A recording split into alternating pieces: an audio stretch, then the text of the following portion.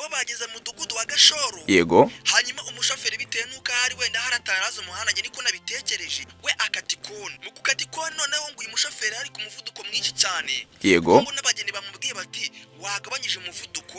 ariko uyu mushoferi we arabyirengagiza noneho bisobanuye ko umushoferi we yabishe se yabigizemo uruhare hoya nta wamenye kwenda yabishe mu by'ukuri mu kubushake bwiwe ariko bigaragara ko kugira ngo iyi mpanuka mbere yuko iyi mpanuka iba abageni bamubwiye bati gabanya umuvuduko bitewe nuko umuhanda uri ahantu rwose ari amakorosi menshi cyane ahantu muri tumba ni umuhanda bego w'amakorosi menshi cyane shoferi ngo ariko aranigirije ngo akumve ibyo bamubwira birangira akomeje n'umuvuduko mwinshi hanyuma ko arabavuze yuko hari undi muntu ushobora kuba wamugongesha ikinyabiziga byo nibyo ujya nta yindi modoka yigeze yigonga nta modoka yigeze yigonga ahubwo yagiye akatikorosi amaze kukatikorosi imodoka yitigwisha urubavu ariko ubundi kuko twe twahageze iyi modoka urabona yuko ku rubavu yagize gutya isa nk'iturika cyangwa se isa nk'iyangirika inzugi zivaho we yagiye akatikorosi bukatikorosi abonye imodoka isa nk'iyarenze umuhanda asa nk'uyikubita ku mukingo imodoka ihita yeguka niko guhita iva nk'urubavu ni umugeni wenyine waguye muri iyi mpanuka oya ntago ari umugeni wapfuye wenyine hari n'abandi bitabye Imana ariko abandi bajyanwe ku bitaro urebye twe twahageze nyuma batubwira yuko abantu 9 bamaze kujyanwa ku bitaro ariko uwo mugeni wenyine wari ujyanwa ari we bitabye Imana abandi 9 yego ngubu umushoferi we nta kintu yabahaye umwe none ukuntu ibintu bimeze umushoferi we nta kintu yigeze aba pe ariko abagenzi we yaratwe bagize ikibazo urumva nyine abaturage barabaraho ngo ndibite n'agahinda bavuze bati byanga byakunda uyu mushoferi abikoze ku bushake ariko urebye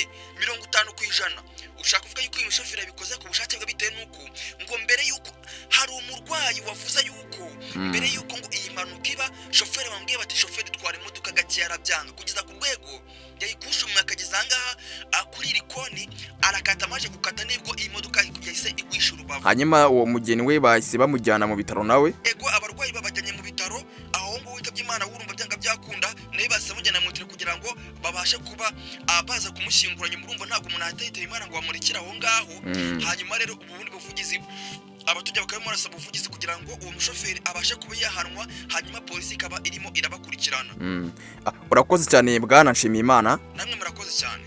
uwo rero mwari mumaje kumva no umunyamakuru bwana Nshimiyimana wari wagiye aho iyi mpanuka yabereye mu karere ka Rulindo muri Tumba nkuko inkuru twakoze imbere twayibabwiye hanyuma rero mu byukuri mwumvishe yuko mu byukuri impanuka buryo byagenze umushoferi we yaje hanyuma azafite umuvuduko mwinshi ndetse feri z'imodoka ntago zari zacitse kuko atubwiye yuko ngo abageni banamubwiye bati nagabanye umuvuduko ariko we akabyirengagiza bikarangira ahubwo yongereyemo speed cyangwa se yongereyemo umuvuduko niko rero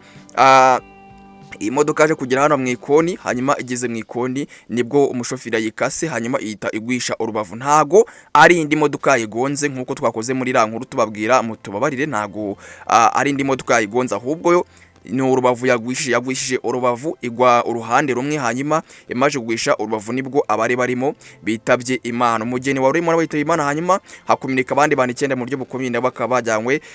mu bitaro reka twihanganishe rero abaturage bose mu karere ka Rulindo reka twihanganishe umuryango w'uyu mugeni ni inkuru ibabaje cyane inkuru iteye agahinda ni inkuru rwose ikomeye cyane kandi reka twihanganishe n'abangaba barokotse ariko bakomeretse cyane tubabwire uti muraza kuza gukira hanyuma uyu mugeni nawe reka tumwe uti rest in peace muzima bibaho kandi ikindi aruhukire mu mahoro nakundi mu buzima bibaho nge mbabwira ni uyu munsi ushobora kubyuka umeze neza ariko ejo rwose ukabyuka umeze nabi cyangwa se ukabyuka urwaye ubwo nyine cyari cyo gihe cyabo kandi nge nakundi twiyakire mu buzima bibaho ikindi cyo nakubwira cyo ndagusaba igihe cyose ugiye kuva mu rugo mu byukuri jyubanza usenge ko buriya ntago ubuzi biri buze kuza kubaho mu muhanda rwose jyubanza wiyambaze Imana hanyuma ubashe kuba wakinjira mu kinyabiziga murakoze cyane mwebwe mwari mukurikiranye Obi Time News ngiyewe ndacyari ubikora subscribe nimba rugambere ugeze kuri isheni turi kumwe ciao Obi Time News.